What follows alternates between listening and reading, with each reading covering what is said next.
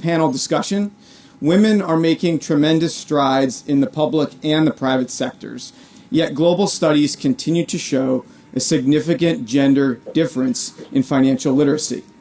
Numerous studies underscore that the gender gap is found among married women, as well as single women and widows alike. It's important to note that the gap spans women of all ages, education levels, and the socioeconomic spectrum.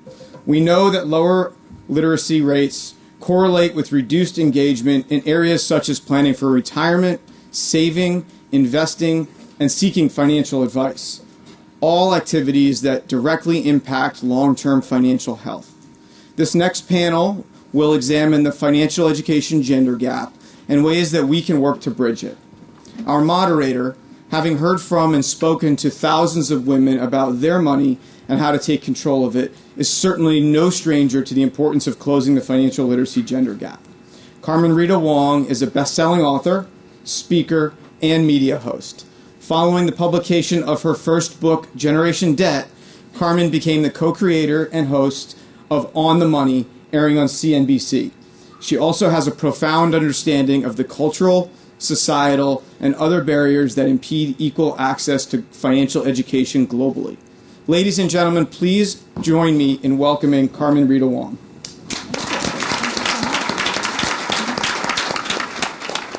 Great to be here. Another big shout out to Jada and Gabby. That was fantastic. And love seeing the next generation coming up of young women in financial literacy.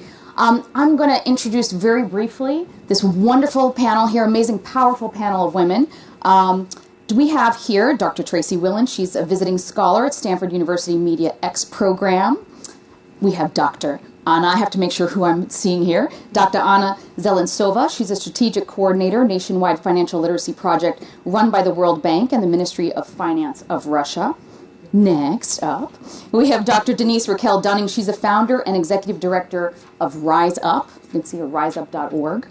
And we have Gigi Highland. She's the executive director of the National Credit Union Foundation. And rounding us up here is Susan Schrader. She's the CEO and entrepreneurship educator of Start on Purpose. What's really great about this panel, we're talking about women, we're talking about gender gap, but we have such a full panel of study, advocacy, and implementation of financial literacy here. So a real wellspring of information and experience. And Tracey, I want to start with you, Dr. Tracey, if I may. When we talk about the gender gap, it seems, well, we all know what that is, but the assumption as to that it exists and where it starts is very interesting. You have some great insight as to where this starts, this gap. Sure. So for example, those young ladies there, that's our new Generation Z. So a lot of my research has been looking at women in the workforce by generations, and not only on technology, but on literacy, on finance, and on leadership. And so you have your baby boomers and your silent generation, and I call that the Leave It to Beaver, right? The Leave It to Beaver generation, right? We have domains. The men went out to work, and the women's domain was home, and never shall the two meet. The men were the ones concerned with making money, planning around the money, and the women really focus on the family and the social life, right? And so those kinds of domains really are passed on through the generations, whether it's political, societal, religion, or family. And then you have the next generation, right, which is kind of the X generation, which is sort of my generation, where now we have people who are working, we're seeing mothers at work, we're seeing them making money, but there's still that sort of unconscious bias and messaging that still happens, such as when I said I'm going to Silicon Valley to work. Why would you leave to New York to go to Silicon Valley to work? To make a boatload of money. You said a boatload of money? Girls don't say a boatload of money. Girls marry wealthy men, and then they bring in right money, because, right, that should be your focus, right? Messaging. So then you have now our generation, right, the Ys, the millennials. This is the generation that's coming up as being completely gender agnostic in our research. So they're not seeing all of these domains, so leave them alone, right? And there's our Gen Z, who obviously are going to see the domains because it's all going to be technology anyway. So where does the gender gap happen? It happens in different levels, right? It could be happening because of the family system, the work system. What I encourage you, though, is to message equally, right? Just view it as everybody needs to understand finance because money is a means to an end. I, as a female, am projected to live much longer than men. So I really need to know money. I, as a female, may have families and parents that I need to take care of. So I really need to know money, right? So if I want to advance education, which I did, I needed a lot of money, right? So I think that we have to start thinking about that men and women need to be literate about money. And Anna, you have data in finance. Finance folks, we love data, right? You really love data. So can you talk a bit about how you utilize data in promoting financial literacy, particularly when it comes to women, where you are? Thank you. Well, I absolutely agree with you that we really need similar messaging for men and women. I mean that both women and men need financial literacy, and both men and women are still not well equipped with financial literacy. But absolutely agree that it's like Alice in Wonderland. To stay in the same place, women should run even faster than men. Why? Because different factors. Because social economic. Because in some countries still women do not have even access to formal banking account. It's legally not possible, and gender norms are also very different. What we have from data from the OECD survey, that it was international OECD survey, which shows that in 30 countries, women tend to have less financial literacy, financial knowledge than men. But what is most important, that women are less confident than men. So we in Russia, for example, at national level, Minister of Finance of Russia implements a national financial literacy program. And we try to target different audience. We teach both men and women. But when we speak with women, we try to speak not about finance, but what does it mean finance for women? Still, it's health, it's insurance, it's education for kids, and it helps women to feel more confident, to feel more secure, as we also heard from these brilliant girls the previous session. So we try to reach women through special delivery channels. We use fashion magazines, we organize talks in cafe, we do different things which help women to feel more confident in solving their own issues. And one more fact from the international survey is that women tend to say true if they don't know something. They say, yes, I don't know this. And men, according to survey, if they don't know something about finance, they pretend they know. So actually, we have some, advantages and disadvantages. And yes, women less confident, but at the same time less risky. It helps sometimes when it's risky financial operations, but at the same time, it prevents them sometimes from, taking risk and start their own business or invest for a long term. So we need to use this knowledge. It's similar to say that women are less financially literate, but there are areas where women are better than men, and areas where women still need more financial confidence and knowledge.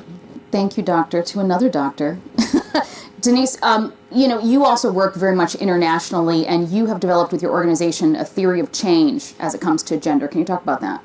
Yeah, absolutely. Our theory of change really is that closing the gender gap requires us to invest in women and girls directly.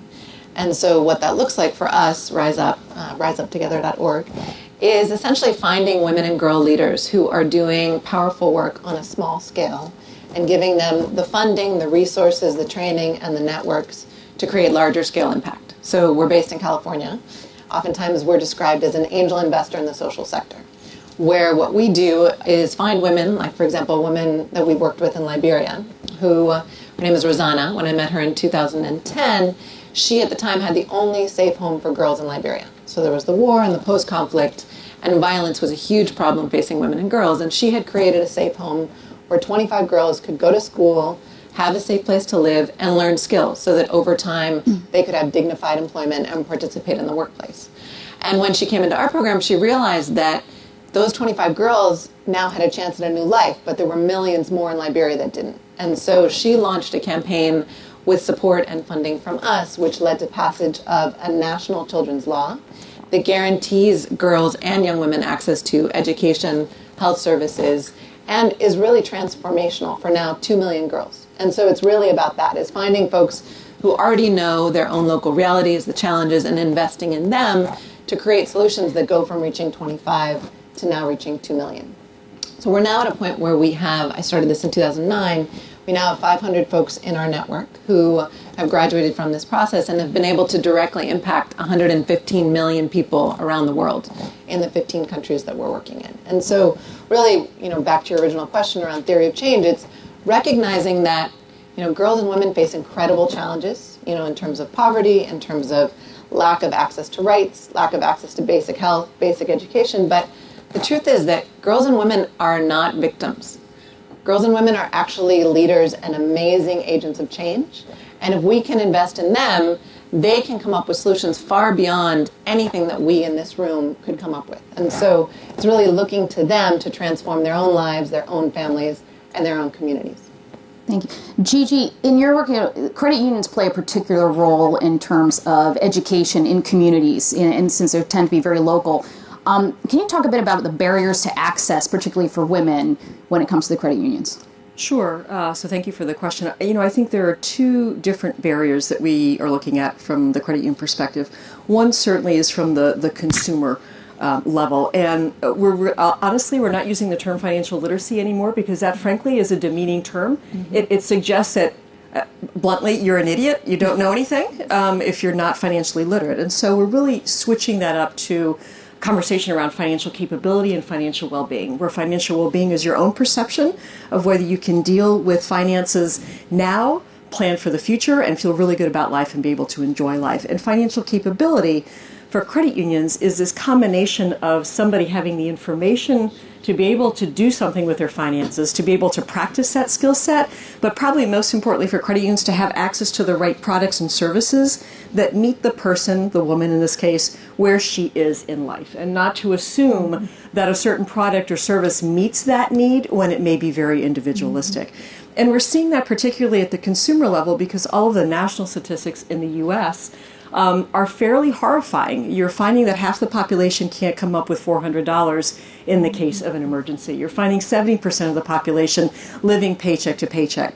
So for all of you policymakers out there, of which I was one many years ago, and private employers, this means that these are your employees. These are your women employees and your male employees. This means that this is your family, this is your community. So trying to make it very clear that this is about us as a community and not just about women or men, I think is one of the roles that the credit unions are seeing and are working on.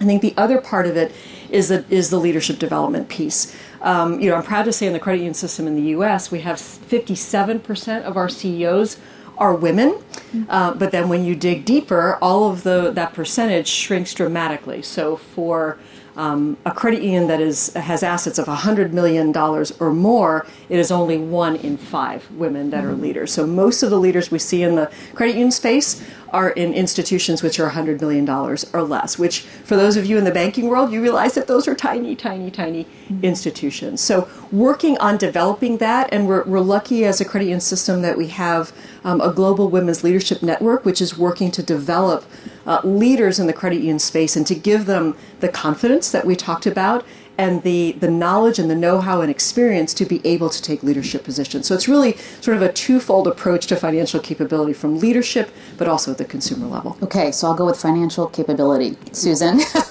in terms of entrepreneurship, women tend to build businesses at higher rates and higher levels, but sometimes not necessarily because they want to, but just out of necessity. Can you talk a bit about how financial capability or knowledge, there's a real gap in terms of starting the business and then managing the finances?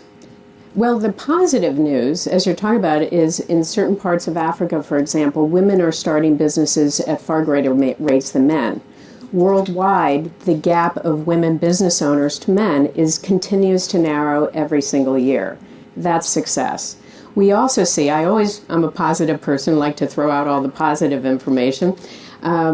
Worldwide, 90% of the profits that women business owners achieve get recycled right back into the family, the education, healthcare, community building activities. And the gender gap there is, for men, it's about 40 to 60%. So there's a high return on investment when women business owners do well. So what are the problem areas?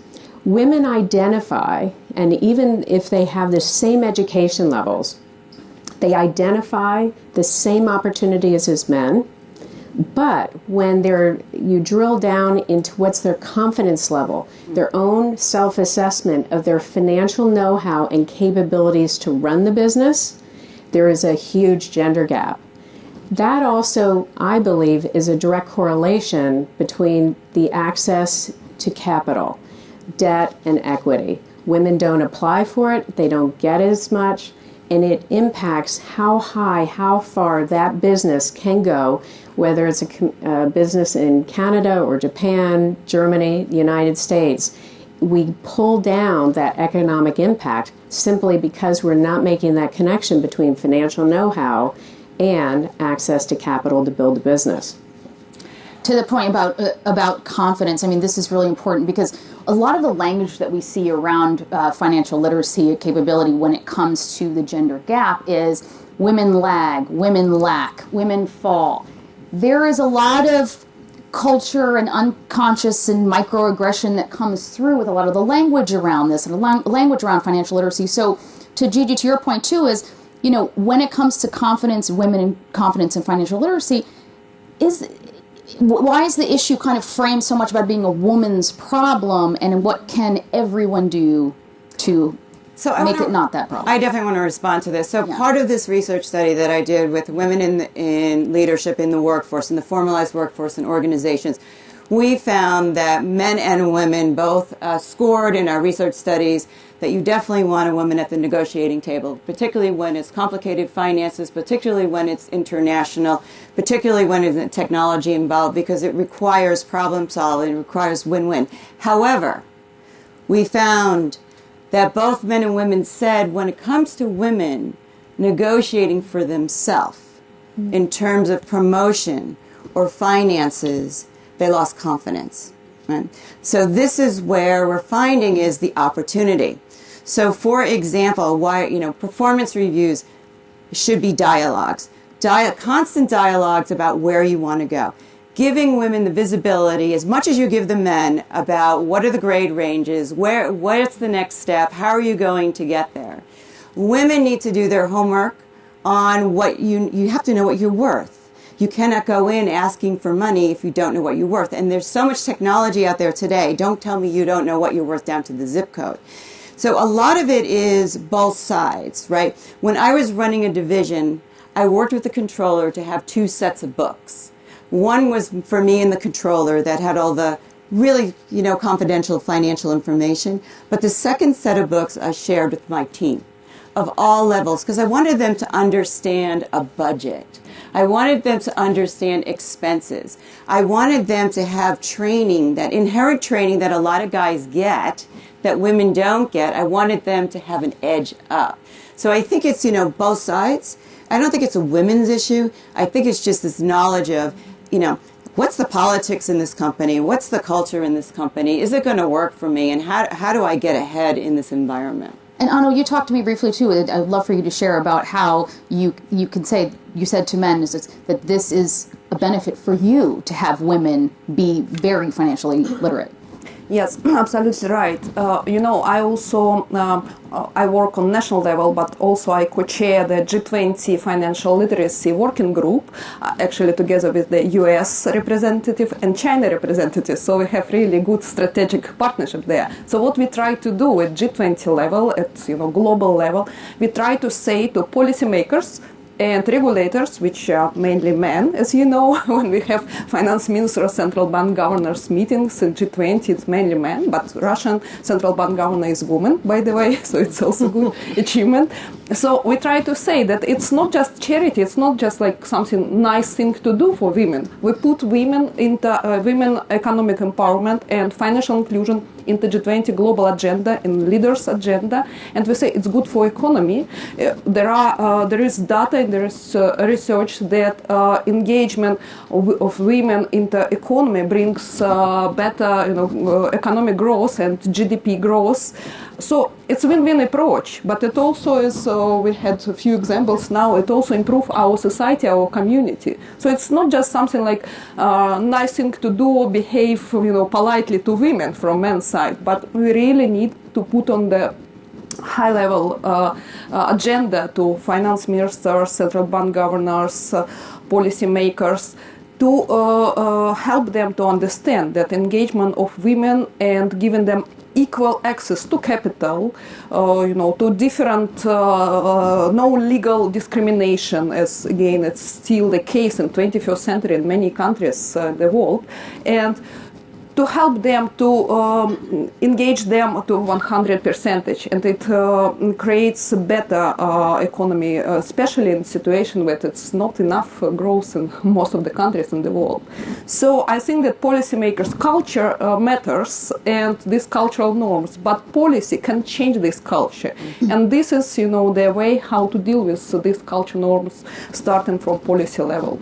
Now, this is actually really rare to have a panel of women talking about gender gap issues to so many men. So this is a real opportunity, because I do a lot of these, and this is very rare. So it's an opportunity. So I would love for Denise and Gigi to talk a bit about, give a to-do list. You have men here, they're listening, a to-do list, because what we want to do, and what we all want to do as women up here and women in powerful positions, is to not have to have this panel anymore. So can we talk about what that to-do list would be? Yeah, absolutely. What we see is that the gender gap is not a women's issue. The gender gap is everyone's issue. So the smartest companies, the biggest foundations understand this and put women and girls at the center of their investment strategies. So, for example, we work with McKinsey, right, who does the best research in the world, and they've found that gender inequality, if we could close that gender gap, we would increase global GDP by $12 trillion. So that's a big deal for every Minister of Finance, every CEO, Bill and Melinda Gates, and everybody else. And so if we're not really addressing that and recognizing that really including women and girls economically and financially, we're all going to be missing the boat. And I think that's one key piece in terms of what people can do. Or I always say three things, right? One is learn, so educate yourself about these issues. Again, go to riseuptogether.org. You can find out more. Two is advocate, right? So whether it's a local decision maker, your congressperson, the president, your minister of finance, advocate with decision makers to invest in women and girls, because it is the smartest and best economic investment that we all can make. And then the third is invest yourself, right? So whether you give $10 or $10,000 or $10 million, invest in programs that prioritize women and girls, because the dividends and the social return on investment are by far the smartest investment that all of us can make. Gigi? I don't think I can improve on that incredibly eloquent statement. In the U.S. we have a comment, you don't cut off your nose to spite your face. Mm-hmm. And there is a great anecdote that I'll give just to underscore your points, that we do a training for credit union professionals in Africa. It's called Development Education Training. It's meant to help all executives really understand the power that a not-for-profit cooperative can have in building communities and really helping raise all boats in terms of the economic well-being. And when we started this training, we had some women leaders from credit unions come, and what they said is, at the board table, we are allowed to pour the tea. And if we have a question, we must submit it to the chairman, and he will decide whether or not we ask the question. And as you might guess, and this is not meant to be culturally offensive, as you might guess, all of the Americans who were facilitating this sort of rose up, the women who rose up and said, one thing we don't do is we don't pour the tea at the board table in a U.S. credit union. And what that did, while it's a funny anecdote, it also helped all of those at the table during this training understand the power of cooperation as a community, regardless of gender. Mm-hmm. And we had gentlemen who, and I'm like you, I'm glass half full, or really glass all full. These people are at this training to do good in their communities, and it wasn't meant to be, you're the women, we're the men. It was meant to be, how do we help our communities? And the men who were chairmen of credit unions walked away saying, I'm going to go back and make sure that I involve the women leaders more in the decision making. I'm going to make sure that I involve them in terms of how we serve women members of our credit union, because I understand now that the ability to improve my community is not on my shoulders alone. It's actually very freeing, men, when you realize you don't have to carry the entire cart on your own shoulders, that we as women are pretty good at doing that as well. And that's an anecdote that just shows, again, underscoring the point that we are all in this together, and it is meant for all of us to be able to improve the communities that we can together. So, thanks. Susan, when it comes to venture capital, the gap is probably one of the widest and biggest around. Can you speak to that? Sure. Now this is in Western nations, less than 5% of venture capital go to women-run businesses. But how important is that? I'd love to see that gap solved. But for an economic firepower, it's not that important because it's more about banks. Because banks are throughout the world. Banks are the first line of capital that small business owners can use. But in terms of policy making and where can we make significant change, never before has the amount of personal savings invested in a business been so high. It's now at about 70% of startup capital comes from the founder's personal bank book. So that, when you think about it, that is as important to personal finance as in buying a home. Other milestones such as having a baby, getting married, we have to draw a closer connection on personal finance to the personal financial issues associated with investing in your own business. Because startup failure rates are so high, 1/3 fail within the first 2 years, that is a major hit to household stability if those businesses fail. So that's number one. Let's make a closer connection on personal finance to investing in our own businesses. The second aspect of financial literacy is the financial know-how. You know, I did an analysis that if you compare the startup rates, if you put $20,000 into a business, you're better off putting $20,000 on a blackjack table in Vegas. Now, when I say that in my workshops, I have everybody's attention because they now have an understanding they can lose that money. So let's now start about what's the financial know-how. In my research, that's the key missing point that make people invest that cash better, more purposefully in those businesses anywhere in the world.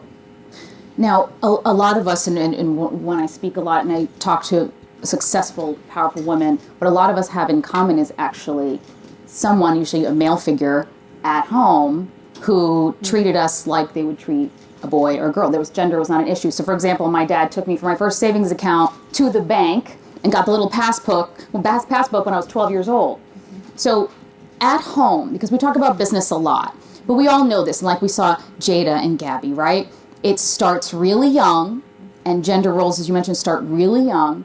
What can the men watching, the men here, do, and the women, to really instill the confidence and the motivation for the next generation, for Gen Z, right? Is that what they're called now? Yeah. To make this just so much easier, this gap just so much easier to overcome, even when they hit it later on in their professional lives? You know, I don't think it's any different than when we grew up. Both of my parents were involved. My mother gave me the boot at 13, said get out of the house, start babysitting, start bringing in a check. And then as soon as I brought in that $5 bill, she said, there's no candy for you. This is going into the bank. And then my parents sat down and they got me Money magazine, and I was only like 13 years old, and they wanted me to understand interest and compound interest. So I don't think that's changed. I think what's changed is we had piggy banks back then, and we actually understood what coins and dollar bills look like. I'm not too sure if my nephew, who's a Z, even knows that because he only dealt with gift cards. So I think we have to do the same kind of education, right, with having a cashless society, and you know, and it's less real if you think about it, right? Because in a piggy bank you see the money come and go. In a gift card you're not too sure. It's a little nebulous. So I don't think any of that changes at all. But I would also encourage that you do what my parents did. You know, the same thing is everybody go out and work. Everybody, you know, understand it and, you know, get a job. And if you need to be a paper boy, be a paper boy. If you need to be a night diner person, be a night diner person. It doesn't matter. Just start working and understand money and start saving it for something that's of use to you.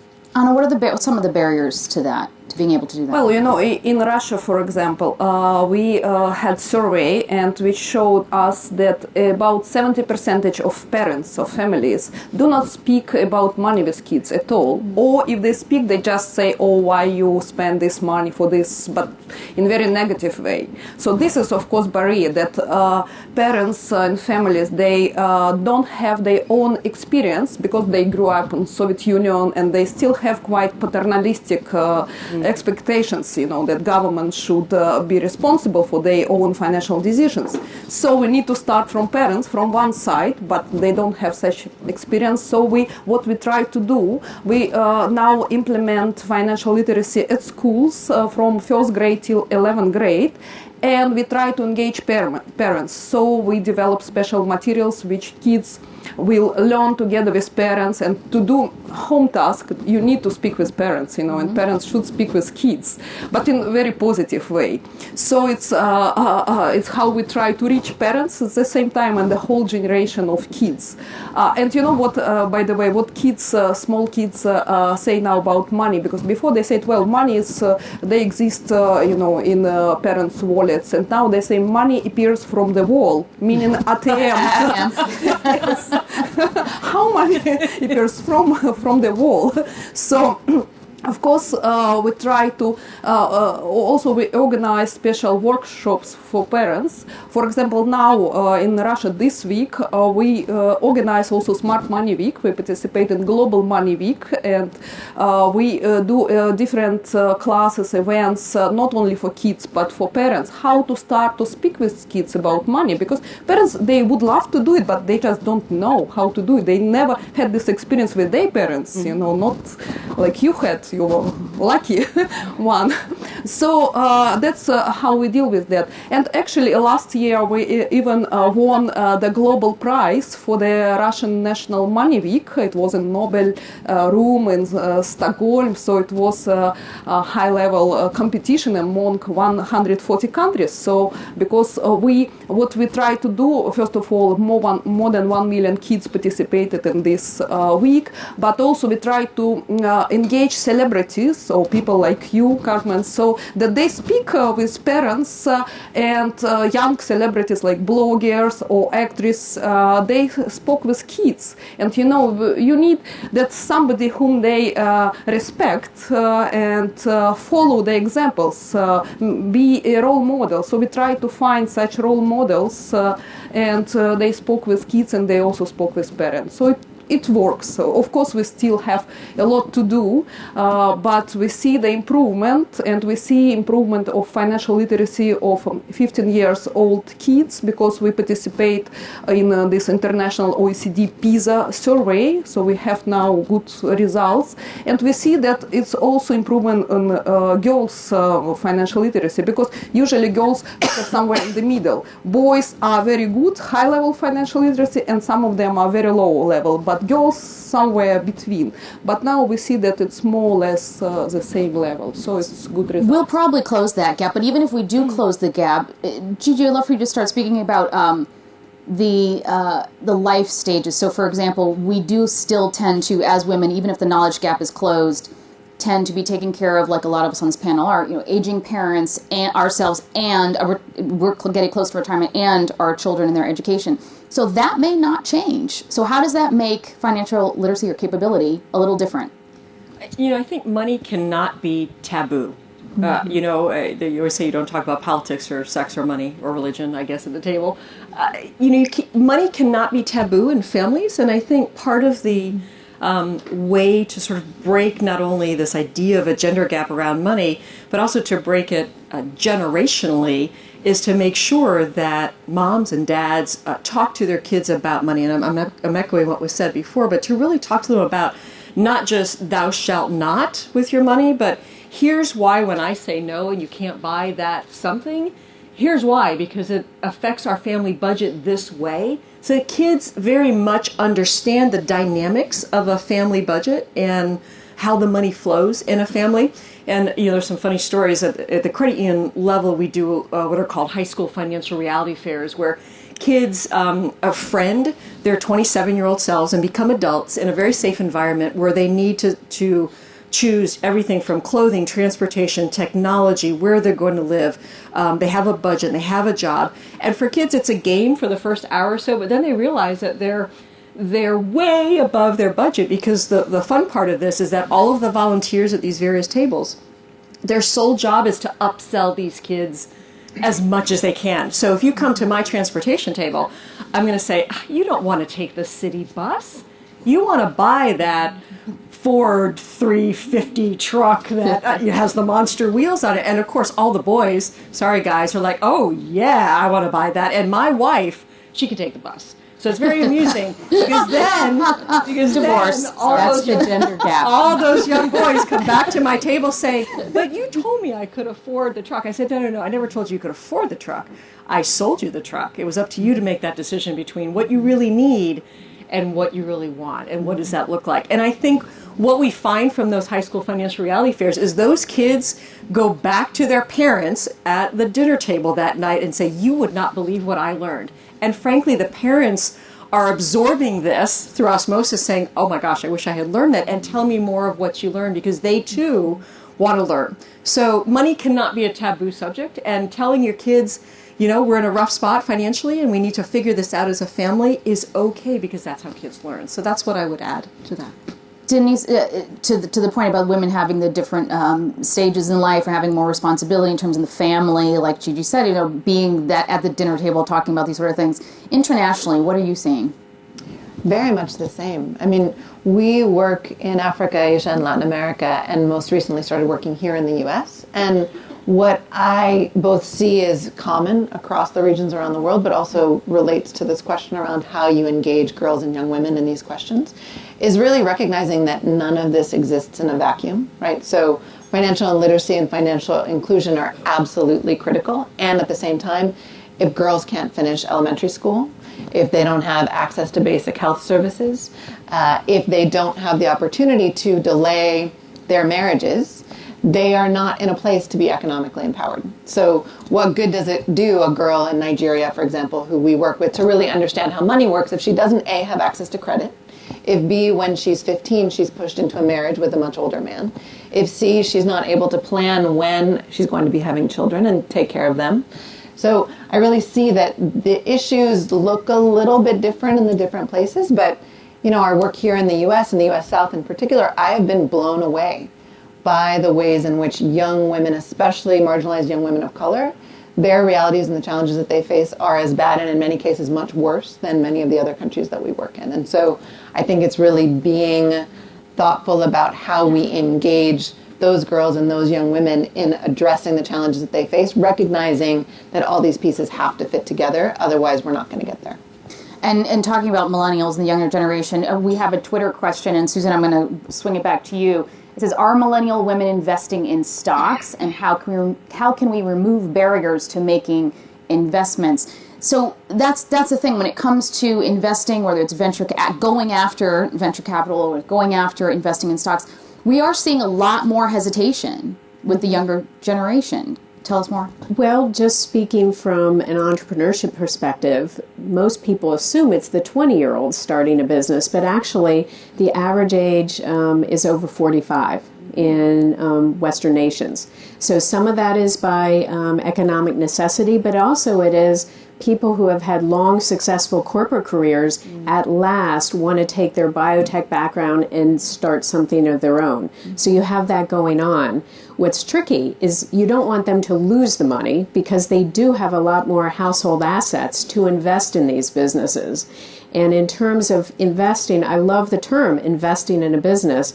If you invest $5,000 in a business, I want it to be worth $10,000. And that's the know-how gap for men and women, understanding what's worth investing in. That is something that we can all work on. That would be top of my list in terms of what to work on for financial literacy for men and women who do start a business. And so we just have a couple more minutes, but I would love each of you to close this off with your advice for, because we know that there's a confidence issue, but also motivation to get more women to close this gap with their own power and their own knowledge, but also to not be afraid or fear things like investing in the markets, because we are, as Anna said, risk averse. What is your advice to women for this? Well, I think from an investment point of view, that question of millennials investing, I hope so.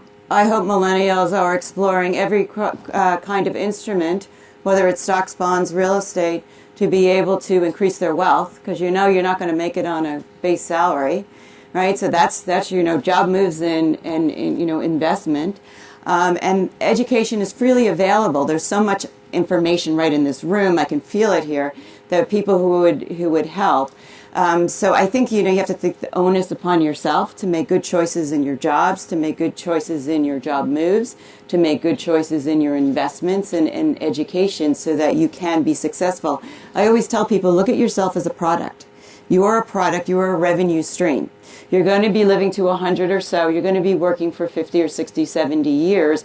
You have to make sure that you can survive financially, health, education, and technology for that full span. Well, I think I would say that you need to remember that you will live long, and you want to live a happy life, and you want to be happily retired and travel. So, but you need to start as early as possible. I really like when you're on the plane and they say you, in the case of emergency, put first air mask on yourself. And I think that's what women need to do in many cases. Yes. We care about families, about kids, about others, but we need to understand that in order to help your kids, in order to help other people, you need first to put this air mask on yourself. So start from yourself and creating your financial wellness and well-being. Self-care. Yeah. I'm going to answer your question in a different way, if I may. Okay. Because my advice actually isn't for women. My advice is for the men in this room and online. Because I'm always on the gender gap panel, right? And it's always looks like this. Yes. And there are a bunch of us women talking about the gender gap. And we're all doing great work to address that. But really the truth is that women can't address the gender gap by themselves. And that it's, as I've said before, it's absolutely in our collective interest for men and women to address this gender gap. So my advice is actually for men to think about the women in your workplace, in your family, in your community, what ways in which you can open doors for those women and young women and girls in the corporate space and in decision making in all different forms. And really recognizing that it's not just right for them, but it's actually right for you. Great. Again, I couldn't be that eloquent, so I would echo that comment, particularly for those of you in the financial services industry, which it tends to be very male-dominated. Think about where you have opportunities to be mentors to and provide opportunities for leadership development of women. One of the things that the foundation does is we do a big awards dinner every year where we honor credit union people that have led. The gentleman who won this year, his name is Stan Holland. He headed up Co-op Financial Services for many years. We honored him for many reasons, but the main reason we honored him is because he has been an enormous leader in the credit union space in providing opportunities for women to become CEOs within credit unions. He has mentored over 30 women who are now leaders in the credit union space. It is that leadership and that dynamism and that vision that can make a better world for all of us. Susan. Well, I know that there are a lot of people representing banks here, and I go back to the comment that banks are in communities pretty much worldwide. And banks can serve as a powerful vehicle for educating men and women on how to manage their businesses better. When those businesses thrive, the communities all benefit. So how can we creatively, instead of just thinking of a bank as an issuer of credit products, how can they teach value? How can they teach people on how to deploy that capital better? And when you combine the financial know-how with the capital, good things can happen. And we were in the green room, and I saw that one table is all filled up with men, and all the women had to go to the other table. Men, invite us to the table. You and your business will be that much richer for it. Okay? Thank you all so much. Thank you for this wonderful panel.